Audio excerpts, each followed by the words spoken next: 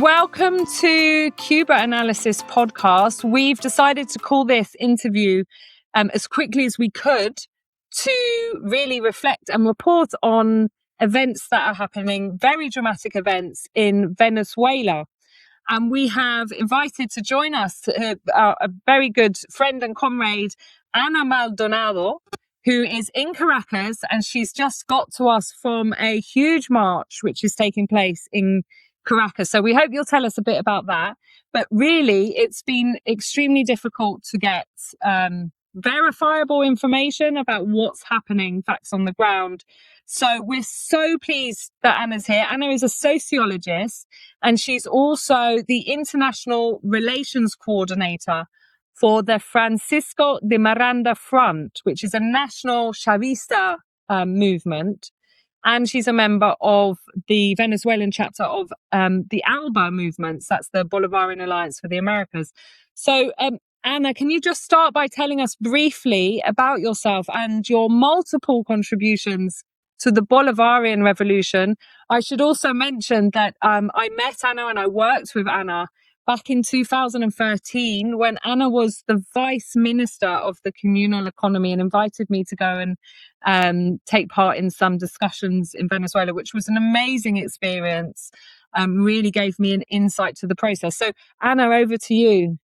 Hi, Helen. Hi, Professor. My dear Professor Helen, Yaffe, and Nina, and all the comrades that invite us to talk in this conversation.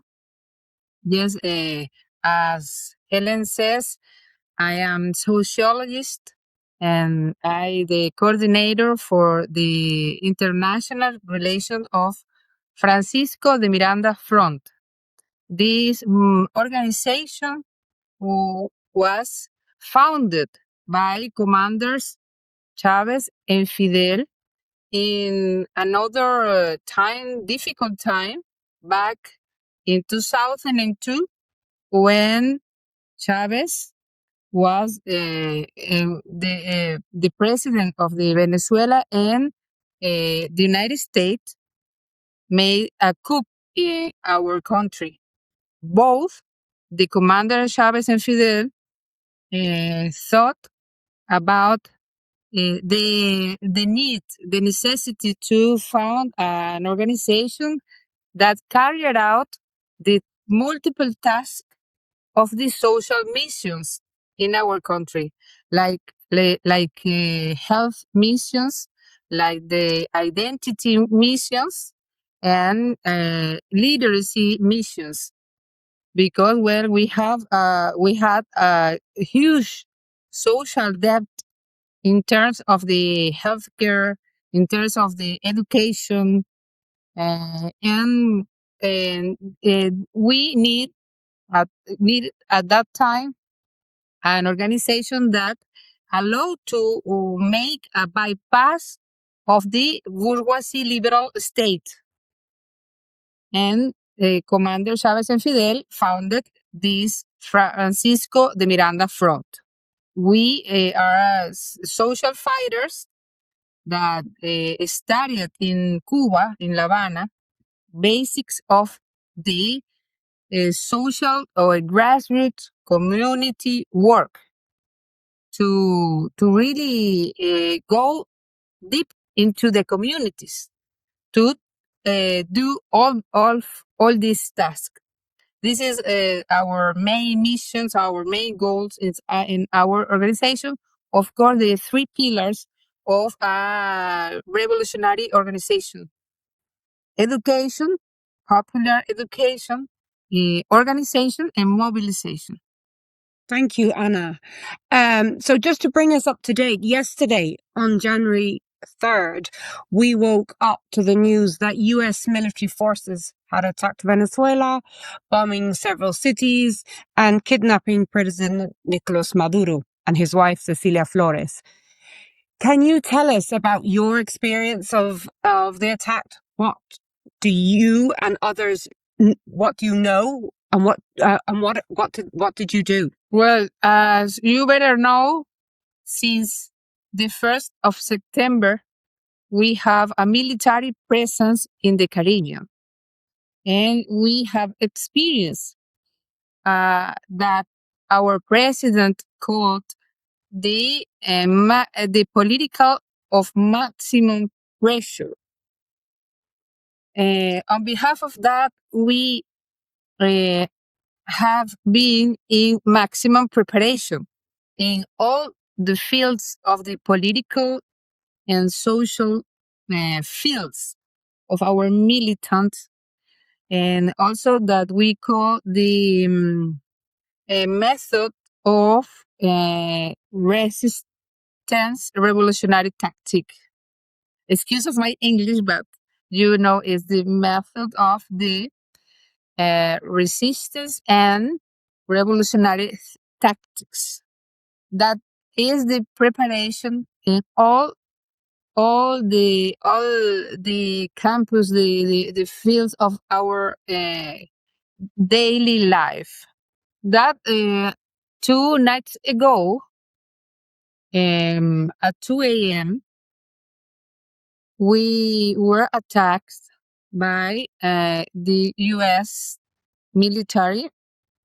People were killed, buildings were destroyed, infrastructure were attacked, and this was like a operational cover to carry out the that has been called for the extraction, abduction. I prefer the abduction more than kidnap, even. And the government of the United States, Trump, mentioned that is a capture.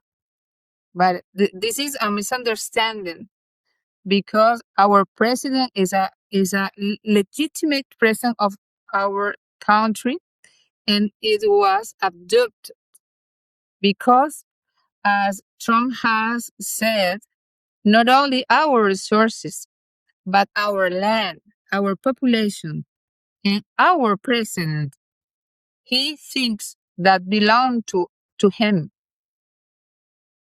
Is like a target. It's just a target. That is a thing. And at that time, at 2 a.m., we have a plan and a strategy to establish the communications from our militants. First of all, to verify the information. We know that our city, Caracas, I live in Caracas. We, at the same time that the planes, many planes over all the sky of our city, and also the missiles that were dropped off in different places. I live like in the middle of the city, and I heard explosions from the east as well and from the west. It means that the surroundings of the palace of the government Miraflores were attacked. We are very aware about where our commander Chavez is placed, the Cuartel de la Montaña, and there are many communes around the cuartel to preserve and to defend this place, because it's very sacred place for us in political terms. Can I just ask you, Anna, to confirm two things? First of all, is it then true that Hugo Chavez's tomb was targeted? And the other question is, do you have a figure of how many Venezuelans, military or civilians or both, were killed during the attack? Okay, no, the cuartel, it was not attacked, but very near from from him in the observatory were attacked. And we think our directory, political and military, said that they are in the evaluation of the deaf people, but is around 50 and 19 people, civilians and militaries. I personally met the son of the director of the institution for protection of the children and adolescents, Idena. The son of the Osoraya, the director of this institution, were killed in the airport of Charayave in the Miranda state because he works as air controller. Civilian people were killed and also hurt, and they are in the all the first ring, the protection of our president were killed. Some of them are recovering, but it was a massive attack. One of the lies that the world should not believe to Trump is that it was quick and easy. It was not easy. It was not quick. And we had many casualties of this operation. So can you also just confirm, sorry, Nina, that you talked about someone being hit in, I think you said Miranda state. So was the attack outside of Caracas as well? Yes, 4 states in Caracas, in La Guaira, in the airport, at the airport, and also in a military facility where our youth has been trained, like a school for military training, and also in a facility for health and medicines in a deck of the port were attacked in Miranda and in Aragua, 4 states. It was like a distraction to address the president and carry out the attack, his abduction. Thank you for that clarification, Yap. So just to move on a bit, Trump accuses Venezuelan president of being head of a drug cartel and called Venezuela a narco-state and a foreign terrorist regime. These claims have been discredited even by US institutions. What is your response to them? Well, it's like a label that the empire has created since, I think, to the 9/11 date, and that this new conception of the enemy, like the terrorism, to substitute the communism, and plus the narco-terrorism is this new concept to create an enemy to be controlled. But the real thing is that is a counter-insurgency strategy that they name it, and they cover in this conception of the narco-terrorism. Different report of the United Nations said that Venezuela doesn't cultivate or produce drugs. Only 5% of the productions try to traffic by our territory, but in this case is incinerate and destroy for our officials, for our authorities. And this is a big lie. And I can share after an interview of this journalist Matt Blumenthal, a very good research that he did about this cartel of the sun. It was a creation of the DEA in the 90s, and they recreate this cartel of the suns in plural to invent this cartel and this thing about our president is the head of this cartel. This is a lie. This is a lie.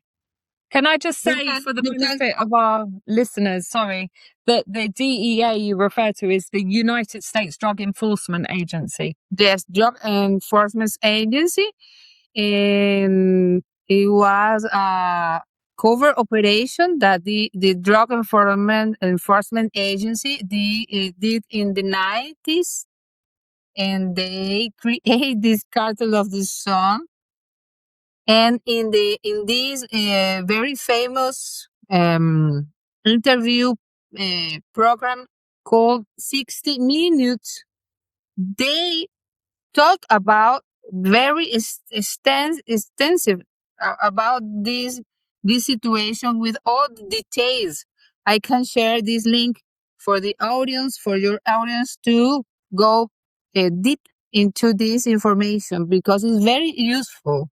I mean, I got the name slightly wrong. It's Drug Enforcement Administration, not agency. Sorry. But, I mean, also there was a State Department report in March 2025, so less than a year ago, that said that actually Mexico was the sole country in the Americas that had where there was taking place the production of fentanyl.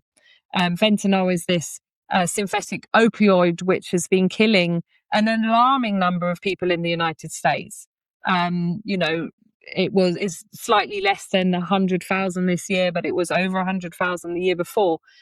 So they've even gone as far as calling fentanyl a weapon of mass destruction in order to accuse Maduro of being responsible for weapons of mass destruction, which is obviously a leaf out of the old playbook and, has echoes for everyone, really, of the lies that were used to manufacture consent before the war in Iraq, when, of course, we were told that Saddam had weapons of mass destruction.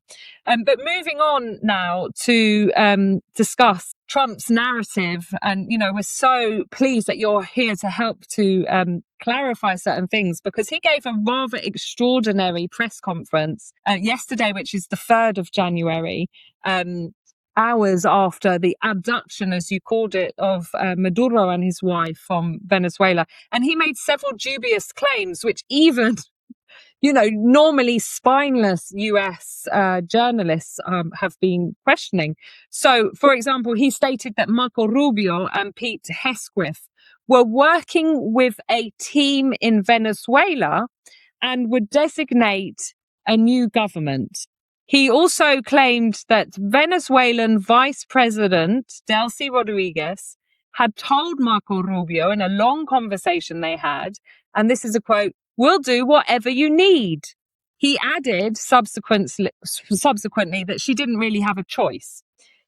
However, shortly afterwards, Delcy Rodriguez, Venezuelan vice president, came out herself to address the Venezuelan National Defense Council. And her address was broadcast live on state television. And in her speech, fiery speech, she denounced the US military attack. And she denounced the kidnapping, or as you say, abduction of Maduro and his wife, demanded their immediate return, insisted that Maduro remains the only legitimate president, and declared that Venezuela would never be a colony again. And that echoed comments made at 6 a.m. when she telephoned him to give an address where she said, we will not be slaves. We are the children of Bolivar. So, I mean, it's very hard to know what's really happening. Some of the questions that we have do the US forces have a presence on the ground in Venezuela at all at this moment? And did they at any point beyond the abduction? Is the Venezuelan government, either Delcy Rodriguez or some other element, cooperating with the US administration, with Trump, with Marco Rubio, with the Secretary of War? And has the United States got any mechanism for taking control of Venezuelan oil, which is certainly what Trump was claiming quite openly that they were intending to do? So if you can give us a bit of a reality check, what's really happening on the ground? Yes, it's public and notorious that the session with the National Security Council that our Vice President Delcy made yesterday. It was a stunning meeting, a very brave woman, because this is the second in charge in our government. And she denounced the kidnapping of our president and established all the mechanism of our decree of exterior commotion. It was established by our president Nicolas Maduro. At the very beginning of the aggression, our president launched this decree for public consultation, for public deliberation, because we used to do the parliamentarism in the streets, by every community, by every commune, by each community in our country had the opportunity to study, to debate, to discuss every matters of this decree. Of course, our political directory made its decisions, but they take notes. They take dictations of our demands, of our proposals. 3 months ago, this is a news that we can find in the deliberations of our presidents at the very beginning of the aggression, the 1st of September.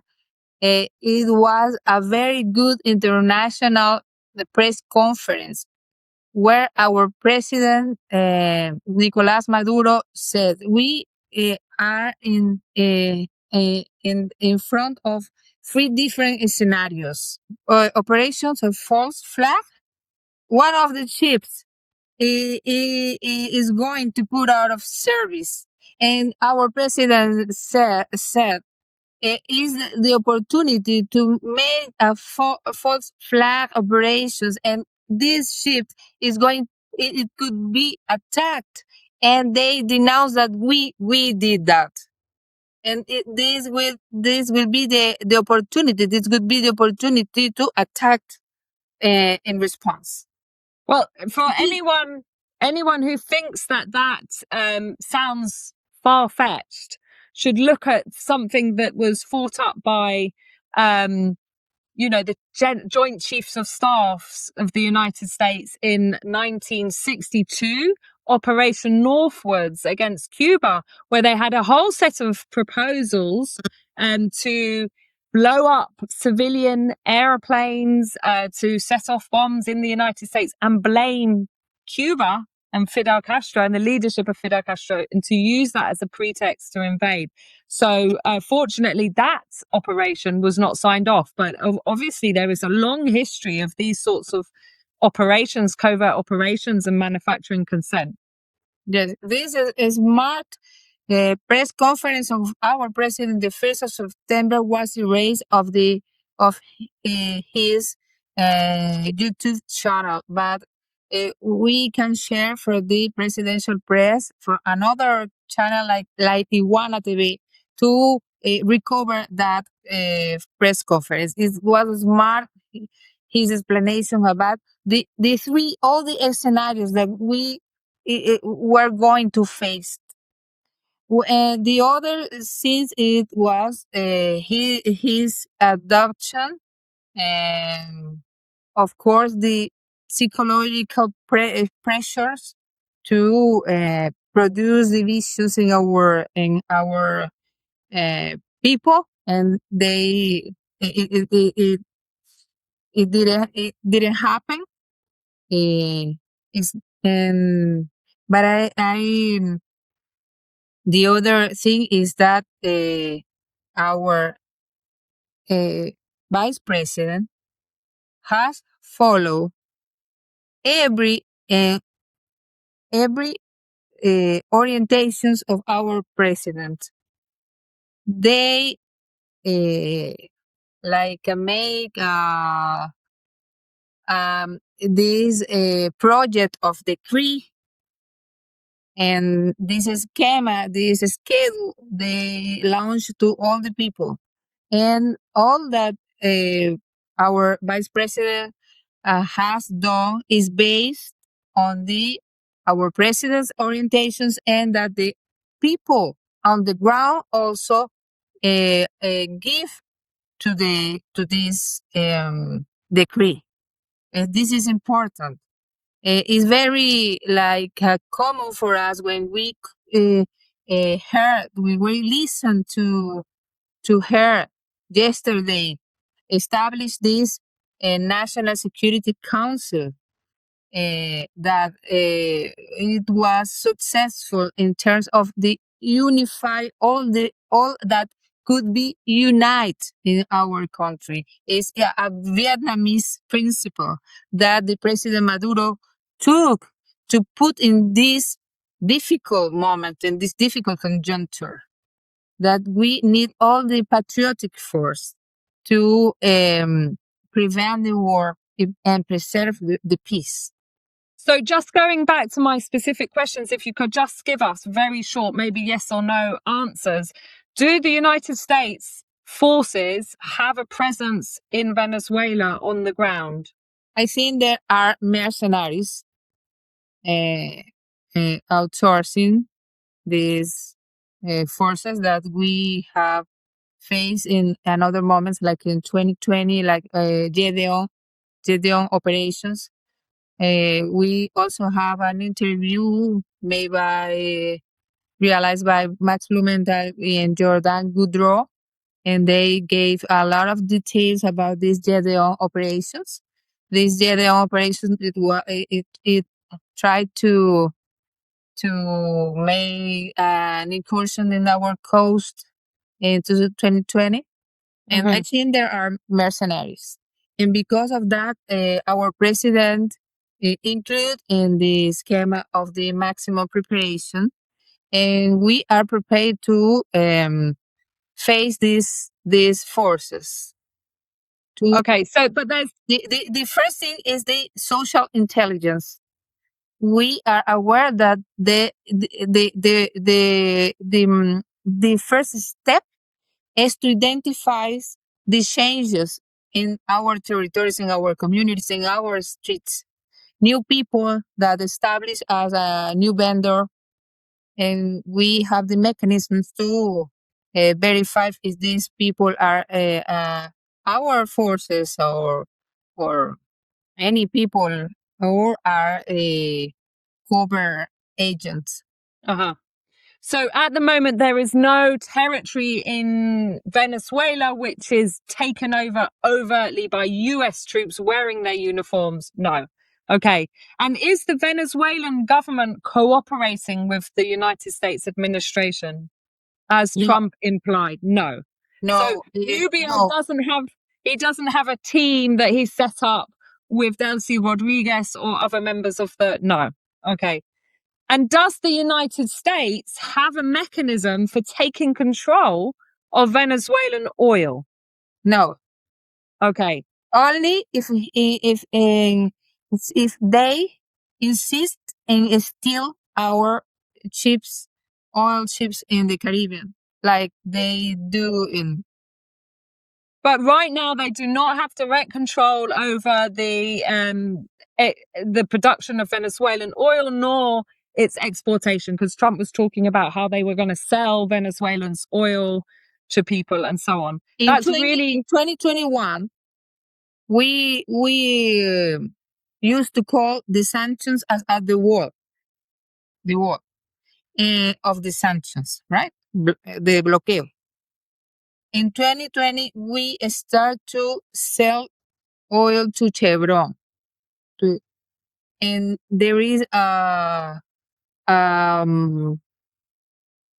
program to sell oil, some part of the production to Chevron. It's only the only commercial that we have Commercial agreement.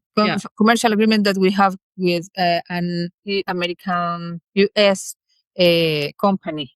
Okay. The rest is with other allies. The first ship that they still stole was ahead. It was heading her to Heading Cuba to and after Cuba. that to China. Yeah, and the second one to China. So will Venezuela, it has this program with Chevron, which was the program that received a license to continue. Will Venezuela continue to export oil to the United States in these circumstances? I think it's part of the dialogue. Mm-hmm. They like to convert this dialogue in submissions, but there is no submission of our part on our behalf. No. The dialogue, it has to be based on the full respect of our sovereignty. If not, there is no dialogue. Of course, Delcy is designated to carries out this relationship with the government of the United States, is designated by our president, as well as Commander Chavez. They designate Nicolas Maduro to be the person that was designated as the successor of the leadership of our revolution. Mm-hmm. Of course, on the basis of the democratic elections, as we have exercised, realized of the all the times that we had made elections. Thank you, Ana. So just to move on a little bit, Venezuelan opposition leader Maria Corina Machado was hypocritically awarded the Nobel Peace Prize just a few months ago in 2025, despite her role in instigating the violence in Venezuela and supporting US military invasion. Many expected her to be selected to run Venezuela in the interest of US imperialism if Maduro was removed. However, in the same press conference, Trump said they would not choose Machado to lead Venezuela because she does not have much support there. What do you think lies behind that recognition? Machado, I don't know. Trump has a beef with Machado, a personal beef. I don't know. This this problem with her. But the reality is that Trump knows better than anyone in the planet that he has no control in our country of any kind. Chavismo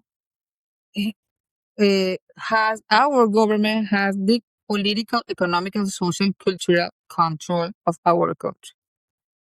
In this phase, the people's power, we the people, has the control of our territory because our popular government is really based on the ground. And we really move to an armed phase, and the possibility to make a popular rebellion is true. We have the possibility to make a popular rebellion if if Trump try to advance in the military invasion, if he tries to take control of our country, of our sovereignty. We, all the people, are prepared to face them, and it was like a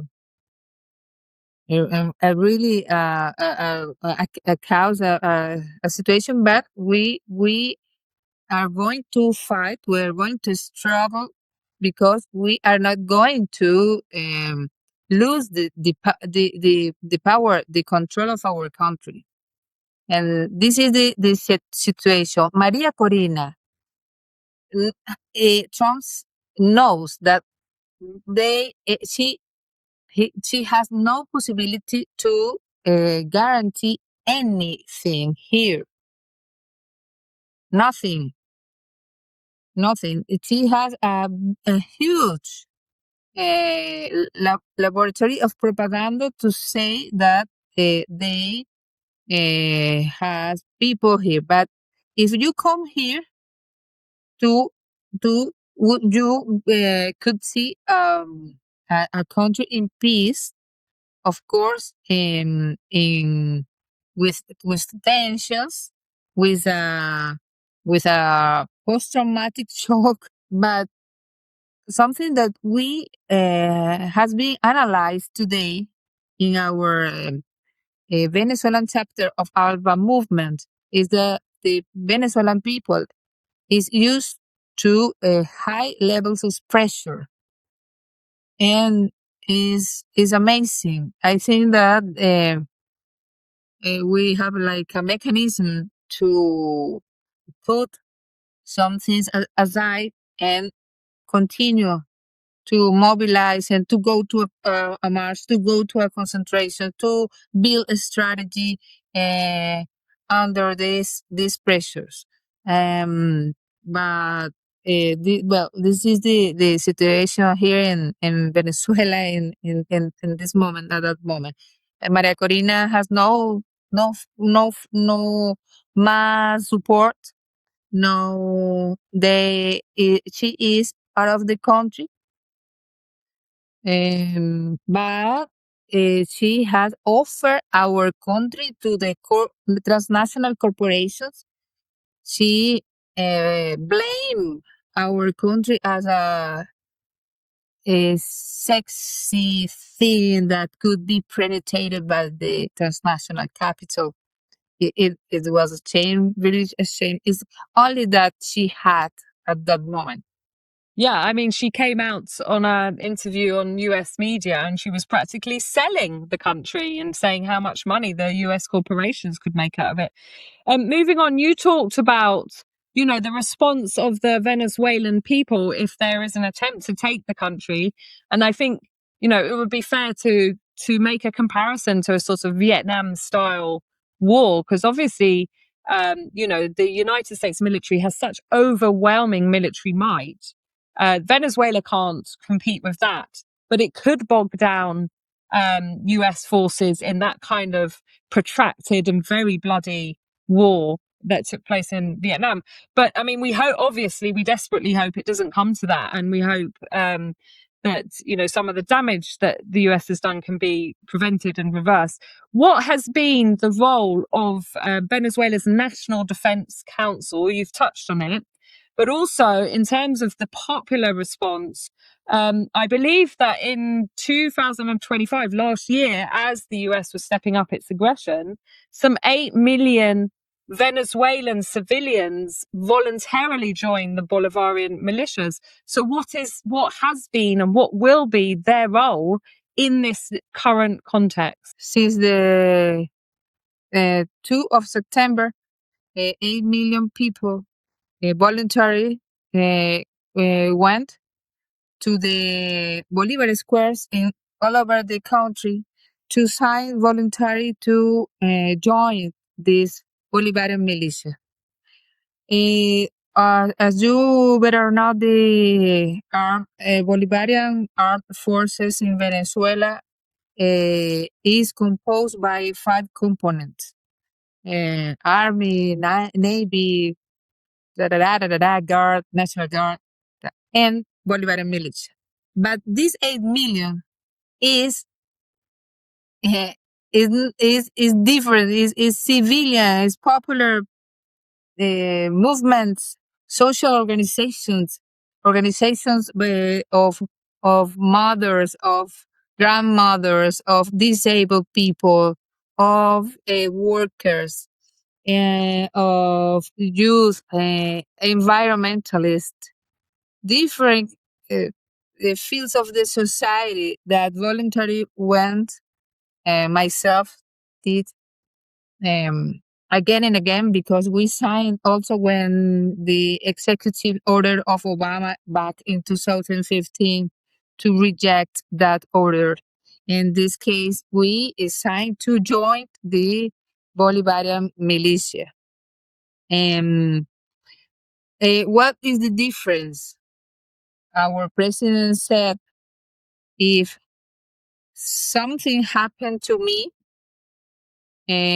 you have to take control of the country.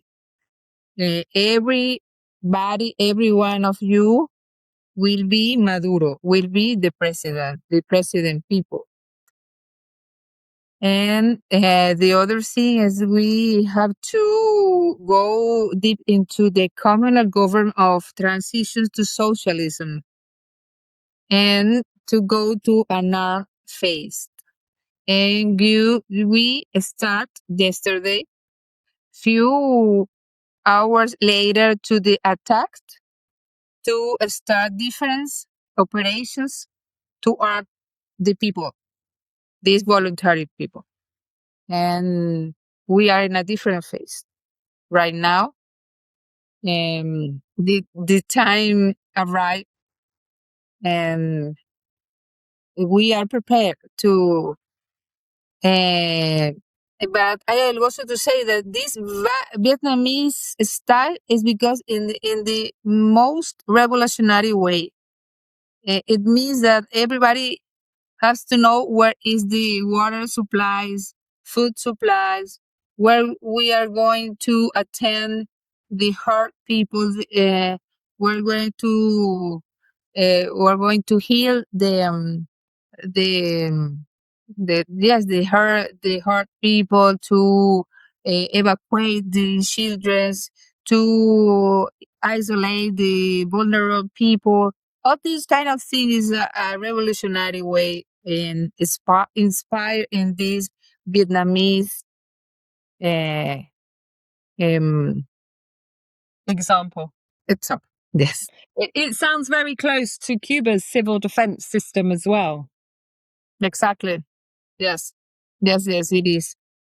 At the same of the day, we are under attack every day, but we really thought that these kind of attacks, it didn't it's going not it's not going to happen, but it happened, and we quickly has to move on and prepare to face this aggression. We need, in terms of the solidarity. I don't know if the follow question. I don't know, but Go ahead. No, it's good. Go ahead. okay, we need to help to condemn the attack, and also the threat about it's going to be a second attack. I think that it's not going to be at the same way by missiles dropping. I think that it means an invasion. We need to help to request that the liberation of our president and the first combatant, Cilia. Cilia is not only the wife of our president. Cilia, she was the advocate, lawyer of our commander Chavez. She is a militant. Because of that, is not only the first lady, but also the first combatant. And we request the immediate liberation of our president and our first combatant, Cilia Flores. They are going to be accused of that, of being socialist, or of being anti-imperialist, of being patriotic, because they force charges that the stupid South District of New York is a bullshit, is a lie. These four charges about drug and narco conspiracy is bullshit. They are accused for being socialist, for being patriots, for being anti-imperialist.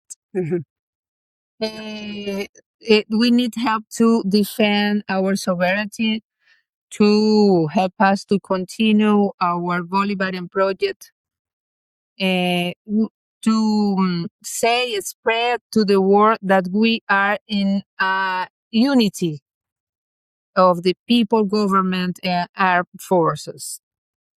We need help to spread to the world that we are in permanent mobilization, that we need help to the fake news, to develop to discover the fake news, and to say to all the people that they are going to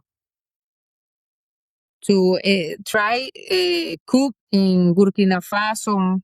The global South is under attack. That the Latin America and the Caribbean is under attack. Not only Venezuela, but U.S. country has a long history of interventions, and they are target Venezuela at that moment. But really is for all over the world that they are trying to do this Monroe Doctrine by with the corollary Trump. Trying to emulate the corollary Roosevelt, but 26 is not 1904. It is different times. Yeah. Ana, you, just before you joined us, you were out on a march on the streets. Can you tell us about the feeling on the street? How many people were on the street? What was the feeling and the spirit amongst the people? There are most of the people experience mixed emotions, like a sadness in a time, like indignation, like renovative forces to fight. And but many of the most of the people that I met, like with some tears, it was for a little moment. I I received like 100 hugs this date. It was very comfy, comforting. And how can you give us an idea of the amount of people that were out on the street? I think that more than 10,000. And I'm sure that most before the beginning of the march, in the concentration, before the beginning of the march, there were like many people. But at the beginning of the march, around 10,000 people, where you have the pictures. I can share some videos, and of course there were many journalists that they covered the march. Many testimonies about these feelings. They are this the they are will we are will to eager to fight to say to the world that we are not we want to preserve our liberty, our sovereignty, our dignity. We are we don't want to be a colony again. It is not an option to the liberty. There is no option to the sovereignty. There is no option to the dignity. There is no alternative to be free, to be dignity, to the sovereignty. Talking of no alternative, and you've mentioned the Trump corollary to the Monroe Doctrine, which of course shows that this is not just about Venezuela. I mean, in the press conference we've been talking about, Trump was accusing the president of Colombia, Petro, of making cocaine and sending it to the US, and said, yes, so he should watch his ass, and so on. There's also threats against Mexico and other countries. But the main target at the moment for extending the aggression is of course, Cuba. And we know about the very intricate and very close ties between Cuba that have bound the Cuban Revolution with the Bolivarian Revolution from the outset, and even, in fact, before.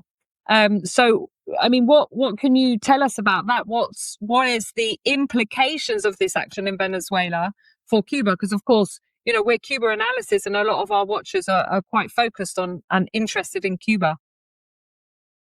Well, we as you better know, we have close relationship. We have sister nations, and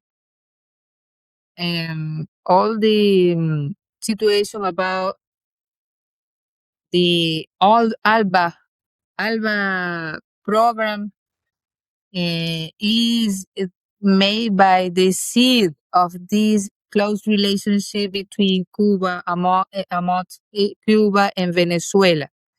We exchange oil by health, because medicine, doctors and there's people from Cuba, from the health, came to our country, to Venezuela. The implications are it will be huge if we can send oil to Cuba, and they continue to steal the chips. And because of that, we include our solidarity request to include the implications for Cuba. If we are attacked, Cuba will be attacked as well. And we need to include this request to denounce the situation. But at the same time, this is our older sister, because all that we can learn has been by this relationship with Cuba, in terms of the preparation, self-defense, the main strategy of have an organized people. And but also Trump mentioned Cuba, Mexico, Brazil, and something that it could be funny if it's not be as tragic as they say. He said that the nationalization of the 70s here in Venezuela implies that they cannot have our oil. And these nationalizations were like symbolic, really didn't mean nothing substantial for our people at that time in the 70s, because it was an agreement between the elite and the United States elite. The real change came with the Commander Chavez and our Bolivarian project. In terms of all the oil revenues should go to the people, and to the people of the Venezuela, and to the people of this global South, because it is ALBA. ALBA is a free trade. It was a union, really the bond, the political bond, the geopolitical bond between the nations of our Nuestra America. Yeah, thank you very much, Ana. I think we've come to the end. Unless there's anything else you'd like to add. No, really thank your patience, the opportunity to bring our view, and to had the opportunity to say in this with the language issues that we are struggling, we are fighting, and we are going to continue to fight until all the aspects of our life will be for the sovereignty, for the independence, for the total liberation. This is our national project. We are going to take advantage of that. At the same time, our presidents took for our request. That it means go to the communal government of the transitions to socialism. That it means that we are going to continue to build the socialists in the 6,000 communes that we had in our territory. A new kind of democrats, like political participatory, revolutionary, protagonic democracy that we experience here in our country. Because of that is that we are still in power.